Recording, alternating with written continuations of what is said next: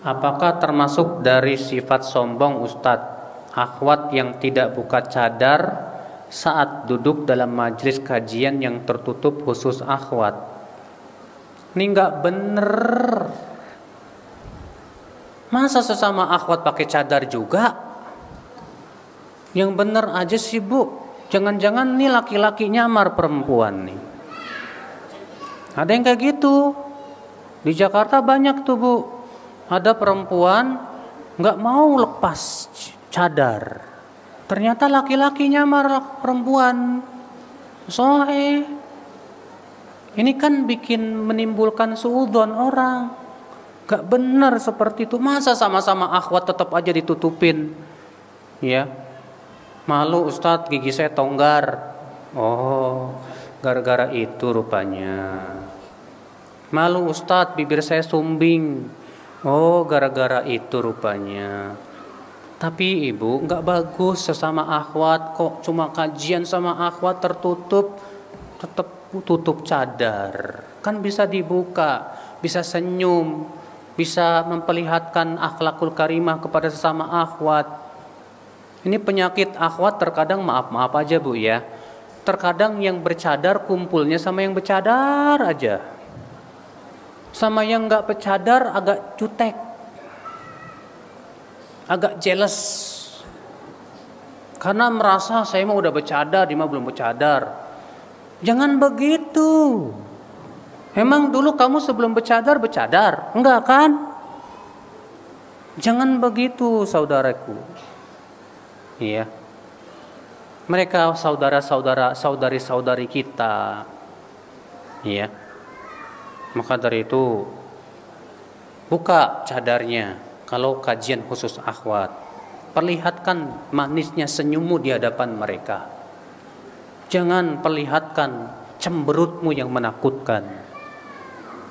Ingat, Rasulullah SAW ditegur oleh Allah gara-gara cemberut sama orang buta. Allah berfirman, abasa wa tawalla an ja'ahul a'ma. Muhammad abasa, bermuka masam, wa tawalla, berpaling karena datang kepadanya orang buta. Bayangkan Bu, cemberut sama orang buta ditegur, gimana kalau cemberut sama orang melek? Ya. Sama yang buta aja tetap gak boleh. Sama yang buta aja kita tetap dianjurkan tersenyum sama dia.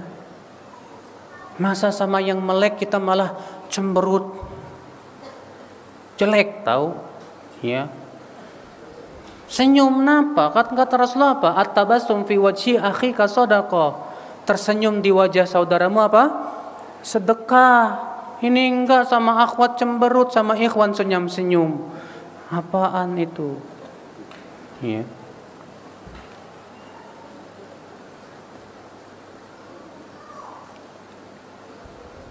Apa hukumnya mendoakan orang yang telah meninggal dunia? Bagus, doakan mereka. Ya, kalau orang yang meninggal ini orang Muslim, doakan supaya Allah ampuni dosanya. Tapi kalau orang yang meninggal itu bukan orang yang Muslim alias dia kafir kepada Allah, percuma ibu doakan pun tidak akan didengar oleh Allah. Iya.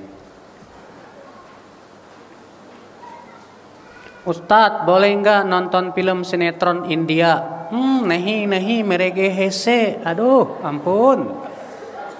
Enggak boleh, Bu. Yang namanya sinetron India enggak lepas dari joget-joget, musik-musik. Aduh. Ya Allah ya Rabbi. Apa enggak ada yang lain coba, Bu? Apa enggak mending baca Quran daripada nonton sinetron India? Ya. Ya Allah, Bu. Bayangkan, Bu. Ada seorang akhwat, Bu. Gara-gara sering nonton film Korea, akhirnya sama suaminya enggak cinta lagi, Bu. Kenapa? Karena dia melihat di film Korea itu ganteng-ganteng. Pas ngelihat suaminya, akhirnya berkurang. Sebaliknya, seorang suami yang biasa nonton sinetron India, kan perempuan India cantik-cantik. Pas ngelihat istrinya, udah hitam pesek. Kan bahaya. Setidaknya itu sendiri sudah mengurangi keimanan kita. Ya. Sekarang jujur aja deh. Saya tidak perlu menjawab, Ustadz boleh nggak sih nonton film India? Saya mau tanya, tolong jawab. Ibu mau nggak meninggal dalam keadaan nonton film India? Kalau ibu nggak mau, berarti ibu sudah tahu jawabannya. Ya. Coba pikirkan, di atas apa kita ingin meninggal, itulah yang kita lakukan. Kalau kita tidak mau meninggal di atas sesuatu, itu berarti kita harus tinggalkan. Tanyakan. Ya. Bagaimana caranya agar terhindar dari sifat ujub, Ustadz? Padahal sudah berniat tidak melakukan ujub, tapi terlintas di hati. Nah, kalau terlintas segera tahan. Kalau ada ujub di hati, segera kita berpikir, kenapa saya harus ujub? Bukankah amalan saya ini Allah yang memberikan saya kekuatan? Kenapa saya ujub? Bukankah kecantikan saya Allah yang memberikan? Kenapa saya harus ujub? Bukankah semua rezeki yang saya miliki Allah yang memberikan? Harus ujub kenapa? Coba pikirkan baik-baik, semua kelebihan yang kita miliki itu milik Allah. Ilmu Allah yang ngajarin, amal Allah yang memberikan kekuatan. Jadi ibu, kalau kita mikir itu, insya Allah nggak bakalan ujub biidznillah, insya Allah.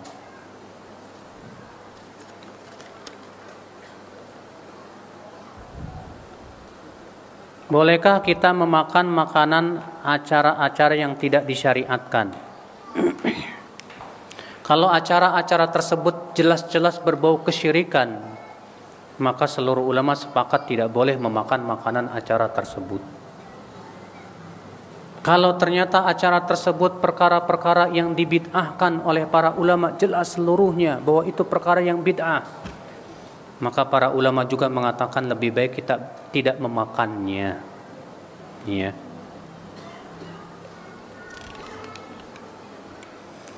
Jika kita berada dalam suatu tempat kerja, teman-teman di tempat kerja kita ngajak selfie dan suka bercanda berlebihan, kemudian kita berusaha untuk menghindarinya, apakah sikap kita bisa dianggap sombong? Tidak, sama sekali tidak. Ibu ingin menghindari bercanda berlebihan, bagus. Ibu tidak ingin selfie, ngapain sih selfie? Emangnya saya artis apa selfie-selfian? Ya, lagian juga apa manfaatnya selfie? Saya malah khawatir nanti masuk ya dalam ancaman orang yang ujub dan yang lainnya. Ya. Makanya dari itu ibu-ibu sekalian, kita ini jangan punya sifat senang selfie, Bu. Selfie foto sendiri ceprek, dikirimin kemana? Facebook. Kalau cuma buat diri sendiri sih masih mending. Lah ini dipajangnya di Facebook. Lagi ketawa nyengir, biar kelihatan laki-laki. Ya, la haula wala quwata illa billah. Kayak hati-hati ibu-ibu sekalian. Maka kalau ibu misalnya menghindar, selfie yuk. Oh maaf nggak mau saya selfie. Kenapa sih lu sombong banget mau selfie aja nggak mau? Ya nggak apa-apa, nggak ada manfaatnya aja sih.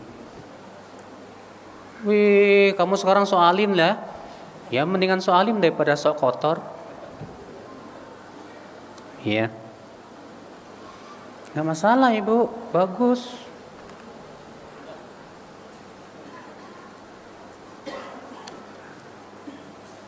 Ustadz, adakah doa agar Allah tetap memelihara keimanan kita hingga ajal yang menjemput? Kan tadi udah diajarin. Ibu-ibu ngobrol sih. Tidur ya. Doanya ya muqallibal qulub tsabbit qalbi ala dinik. Wahai yang membolak-balikan hati, kuatkan hatiku di atas apa? agamamu. Juga Nabi Yusuf berdoa, tawaffani musliman wa alhiqni bis-salihin. Ya Allah, wafatkan aku dalam keadaan muslim dan masukkan aku termasuk orang-orang yang saleh.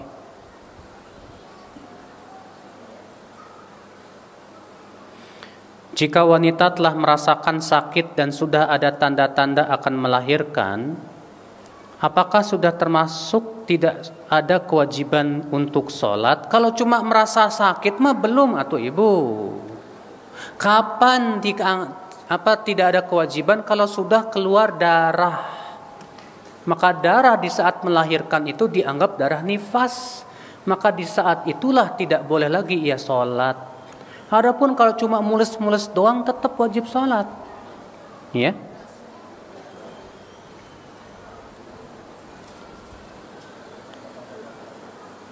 Saya ingin menanyakan, apakah seorang ahli ibadah boleh mengatakan seseorang itu sesat hingga mempengaruhi orang lain?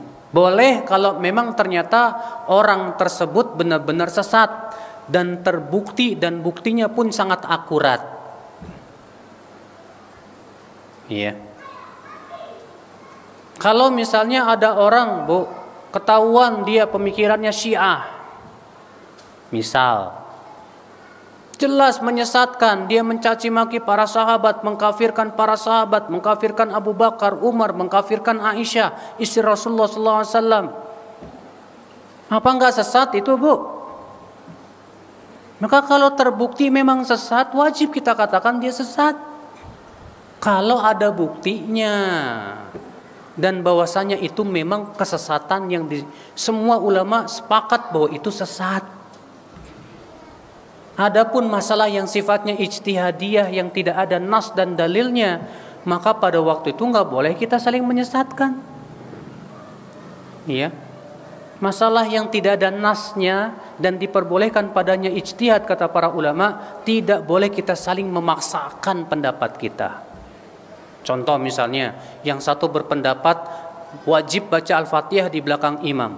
Yang satu berpendapat oh enggak. Ya udah amalkan aja masing-masing. Jangan kemudian memaksakan pendapat kita kemudian mencap orang yang menyelisih kita sebagai orang yang sesat. Salah besar itu, Bu.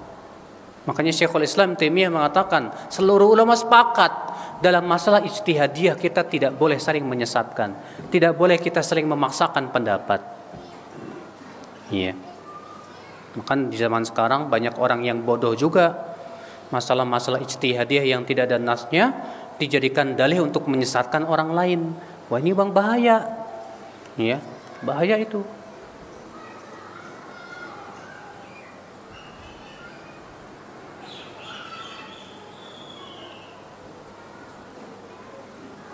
Ustadz, kebiasaan di tempat saya kalau lebaran itu saling silaturahim.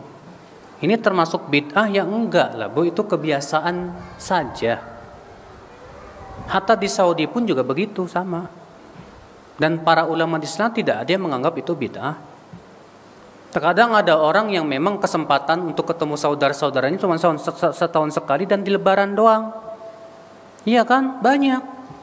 Anak-anaknya yang satu di Amerika, yang satu di London, yang satu di Jakarta, yang ada di satu ini.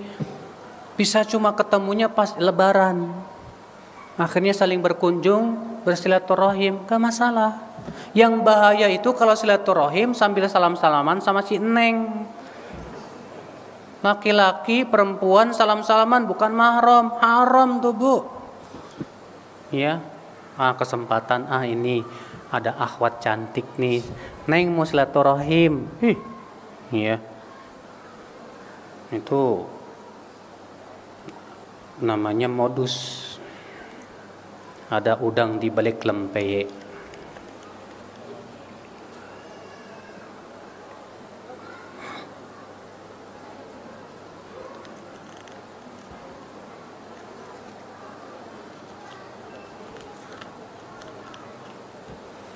Bagaimana amal seseorang yang sudah balik dan belum menutup auratnya?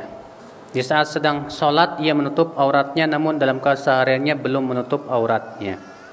Kalau memang dia belum balik, memang belum diwajibkan dia menutup aurat. Iya. Tapi usahakan semaksimal mungkin agar dididik supaya menutup aurat dari sebelum balik, agar punya kebiasaan yang baik. Iya.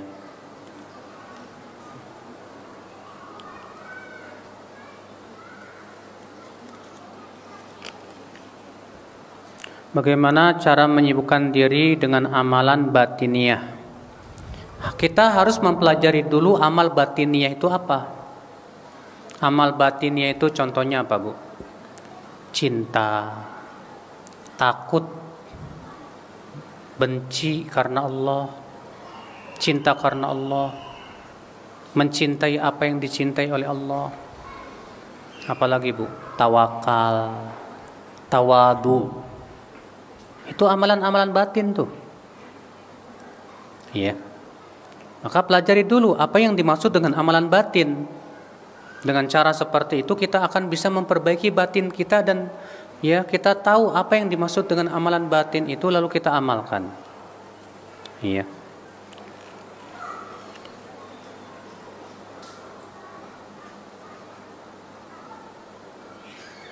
Mohon penjelasan sholat berjamaah bagi perempuan datang ke masjid bersama suaminya. Boleh. Tapi yang paling utama wanita itu di rumah. Karena Rasulullah SAW bersabda, La tamna'u ima Allah masajidallah. Jangan kamu mencegah para wanita dari masjid. Wa buyutuhunna khairun lahun. Tapi rumah mereka lebih baik buat mereka. Berarti wanita kalau mau pergi ke masjid silakan. Tapi ingat kata para ulama, wanita yang mau pergi ke masjid harus menjaga adabnya. Yang pertama nggak boleh pakai minyak wangi, itu haram. Yang kedua tidak boleh bersolek alias berdandan. Iya.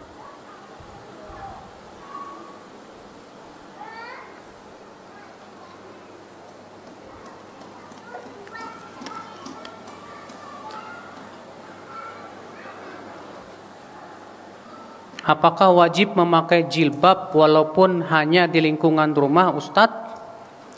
Di rumah itu ada siapa?